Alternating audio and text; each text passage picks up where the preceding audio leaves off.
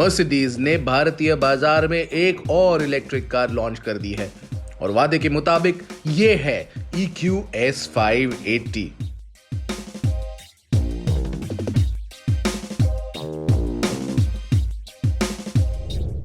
EQS AMG 53 के बाद अब मर्सिडीज बेंज इंडिया लाने वाली है भारत में 580, जो कि EQS का एक वेरिएंट है। ये गाड़ी काफ़ी दिलचस्प है क्योंकि इसे इंडिया में बनाया गया है। जी हाँ, चाकन फैसिलिटी में ये गाड़ी को असेंबल किया जाएगा और ये एक पहली बार ऐसी बात हुई है कि एक लग्जरी कार मेकर एक EV इंडिया में असेंबल कर रहा है, तो बहुत बहुत बड़ी बात है। और इंडिया सिर्फ दूसरा देश है जिसमें ये गाड़ी असेंबल की जाएगी। बहुत कुछ है बात करने के लिए और बहुत बहुत कुछ है आपको बताने के लिए, तो जल्दी से हम इस गाड़ी में बैठकर इसकी सवारी करेंगे। सिद्धार्थ पहले ही जर्मनी में इस लग्जरी कार की सवारी कर चुके हैं और अब मुझे भारत में इसे चलाने का मौका मिला है।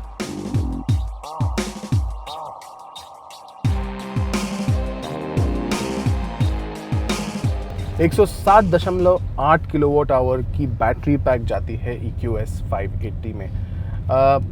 इसमें आपको 516 ब्रेक हॉर्स पावर मिलता है और 855 न्यूटन मीटर का पीक टॉर्क। और ये टॉर्क जो है वो हर एक EV में जैसे ज़ीरो से आता है वैसे ही ज़ीरो से ही आपको ये 855 न्यूटन मीटर ऑफ टॉर्क मिलता है। 0 to 100 किलोमीटर्स पर आवर बनता है बस 4.3 सेकंड में। जी हाँ, ये बड़ी गाड़ी है और इसीलिए ये एक अलग बात है कि इतनी बड़ी गाड़ी को इतने जल्दी कैसे 0 to 100 किया जा सकता है। और ये मर्सिडीज बेंज इंडिया ने दिखाया है कि ये ऐसी गाड़ी बन सकती है। टॉप स्पीड है 210 किलोमीटर प्रति आवर और वो हम हाईवे पे जब जा रहे थे तब हमें दिखा भी कि ये पोटेंशियल रखती है उस फास्ट जाने की। और EVs जितने हमें लगते हैं कि शायद स्लो है, नॉइजी है, वैसा कुछ नहीं है। ये एक सिंपल सी गाड़ी है जो लग्जरी को एक अलग लेवल पे लेके जाती है और बेंचमार्क बना देती है उस सेगमेंट की। और ये EQS जैसे कि S क्लास थी मर्सिडीज बेंज इंडिया की, ये EQS वही एक ट्रेडिशन है जो कंपनी ने सेट किया है, वो आगे बढ़ाती है और इसे इसीलिए चलाने में भी बहुत मज़ा आता है, बहुत बहुत ज़्यादा मज़ा आता है। इस कार में एक चीज को लेकर मर्सिडीज बेंज बहुत बात करने वाली है और वो है इसकी रेंज। एक चार्ज पर ये 857 किलोमीटर तक चल जाएगी, जो इसे देश में सबसे लंबी रेंज वाली EV बनाता है।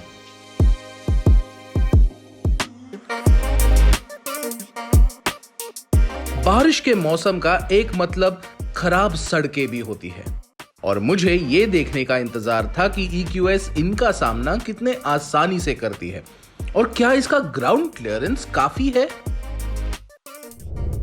राइड एंड हैंडलिंग की बात करें तो मर्सिडीज EQC एक टिपिकल मर्सिडीज है, वो टिपिकल मर्सिडीज फैशन में ये हैंडल करती है। ईजिली कहीं पे भी जा सकती है, मनूवरेबिलिटी है। और अगर आपको इस गाड़ी में रियर एक्सल स्टीयरिंग भी मिलता है तो उसकी मदद भी बहुत मिलती है, खास करके अगर आपको यू टर्न लेना हो या फिर कोई ऐसी जगह हो जहाँ पे सिंगल लेन है, आपको रिवर्स करके घूम के वापस लेना है, तभी आपको ये आपका जो टर्निंग रेडियस है वो बहुत कम कर देता है और उसकी वजह से आपको प्रॉब्लम्स बहुत कम आते हैं। बड़ी गाड़ी होकर भी आपको प्रॉब्लम्स बहुत कम आते हैं। लेकिन राइड की बात करें तो इस गाड़ी में आपको एयरमैटिक सस्पेंशन मिल जाता है जो कि एक आरामदायक राइड देता है, गाड़ी को एक कुशन देता है, जिसके वजह से अगर आप गड्ढों को देखें, जो रास्ते पे गड्ढे होते हैं बड़े बड़े, उसके थ्रू भी जाएंगे तो भी कुछ प्रॉब्लम नहीं आएगा क्योंकि ये एक आराम से गाड़ी उसके ऊपर से जाएगी। दिक्कत तभी आती है जब आप बड़े स्पीड ब्रेकर हो या फिर कुछ ऐसे गड्ढे हों जो बहुत डीप हो, तभी प्रॉब्लम आती है। स्पीड ब्रेकर के ऊपर ज़्यादा करके प्रॉब्लम आता है क्योंकि स्पीड ब्रेकर को स्क्रैप करके ये गाड़ी निकलती है, क्योंकि इसका व्हील बेस बहुत ज़्यादा है।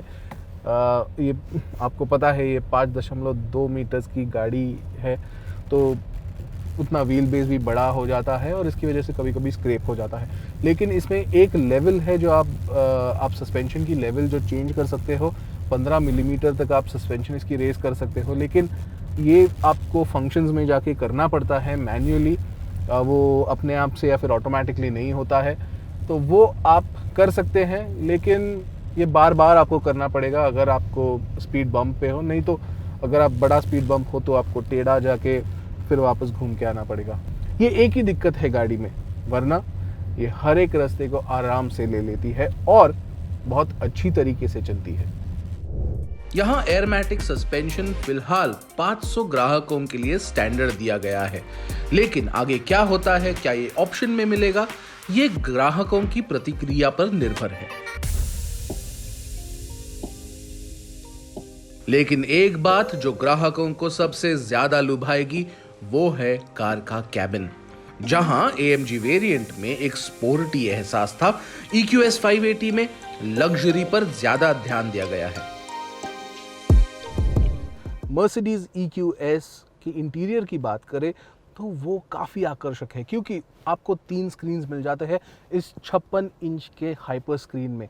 जी हाँ, ये 12.3, ये 17.7 और ये 12.3, ये 3 अलग अलग स्क्रीन्स है जो आपको बहुत सारा इन्फॉर्मेशन लाती है। और आप देख सकते हैं बटन्स बहुत कम है यहाँ पे, थोड़ा स्टीयरिंग व्हील बिजी है पर वो चलता है क्योंकि आपको ये सब भी टॉगल करना पड़ता है। मगर इसमें आपको इंटीरियर में 2 कलर ऑप्शंस मिलेंगे, ग्रे और ब्राउन और बेज और ब्राउन, और ये जो है ये है ग्रे और ब्राउन। लेकिन आप देख सकते हैं कि कितना आकर्षक लगता है, कितना लग्जूरियस लगता है। सिर्फ एक बात यह है कि ये लाइट कलर होने से इसको बहुत बहुत अच्छी तरीके से आपको रखना पड़ेगा, क्योंकि इसमें दाग बहुत जल्दी लग जाएंगे और डस्ट भी बैठ जाती है। ये स्क्रीन का भी वैसा ही है, थोड़ा डस्ट बैठ जाती है, लेकिन ये साफ़ करने में कोई प्रॉब्लम नहीं है। और बात करें तो काफ़ी कुछ है इसमें, आप हाइपर स्क्रीन बहुत अच्छी तरीके से यूज़ कर सकते हैं, बहुत सी टेक्नोलॉजी है, मर्सिडीज़ मी से आप बहुत कुछ कर सकते हैं।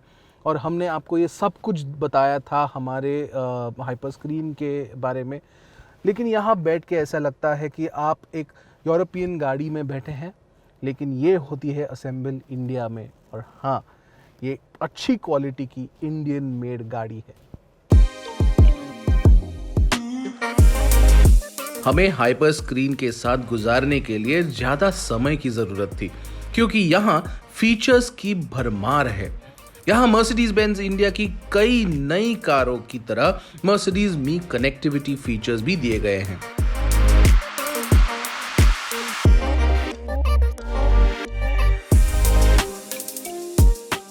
कार की पिछली सीट भी शानदार है।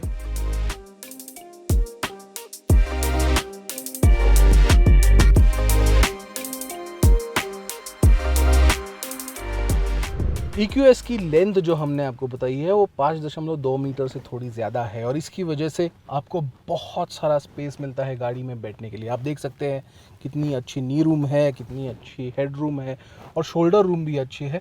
तो आप देख सकते हैं कि यहाँ पे मैं बहुत कंफर्टेबल हूँ, बहुत आराम से बैठ के चिल आउट कर सकता हूँ। और बड़े ग्लास एरियाज़ होने की वजह से भी थोड़ा कैबिन भी एयरी लगता है। यहाँ पे आपको बहुत सारे फीचर्स भी मिलते हैं जो आप इस टैब के थ्रू एक्सेस कर सकते हैं। जी हाँ, आपको यहाँ पे टैब मिलता है। तो ये टेक्नोलॉजी है जो मर्सिडीज बेंज आपको देती है। लेकिन एक टेक्नोलॉजी ऐसी है जो मर्सिडीज बेंज ने आपको नहीं दी है, और वो है मसाज सीट फंक्शन जो रियर सीट में मिलते हैं। अभी हमें समझ नहीं आ रहा है क्यों नहीं दिया है ये फीचर इस गाड़ी में, मगर मसाज सीट आपको फ्रंट के दोनों सीट्स पे मिल जाता है।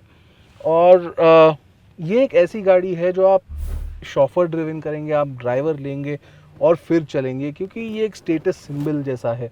और इसी वजह से ये एक मिस लगता है हमें कि पीछे मसाज सीट फंक्शंस नहीं दिए गए हैं।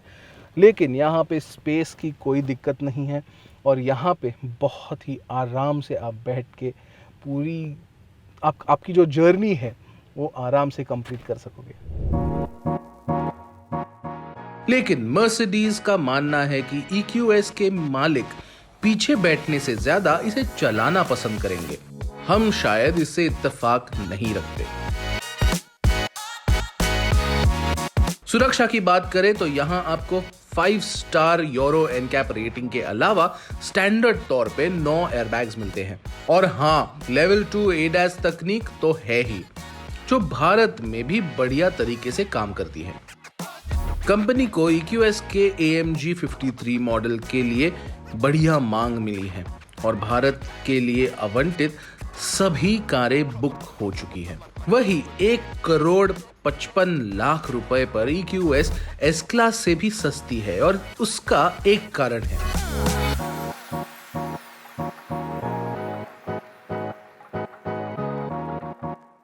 मर्सिडीज चाहती है कि भारतीय ग्राहक EQS को S क्लास के इलेक्ट्रिक रूप में ना देखें, लेकिन इसे लग्जरी से भरी एक ऐसी EV की तरह जाने जो चलाने में मजेदार है।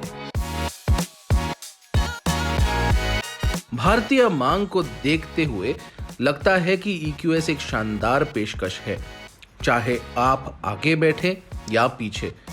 हाँ, अगर मैं इतनी महंगी कार खरीदूं तो आसपास के यातायात से परेशान हुए बिना मैं पिछली सीट पर आराम से सफर करना पसंद करूंगा। EQS चलाने के बाद यह महसूस होता है कि ये इस सेगमेंट में एक बेंचमार्क सेट करती है और हाँ, इसे बीट करना काफी मुश्किल होगा।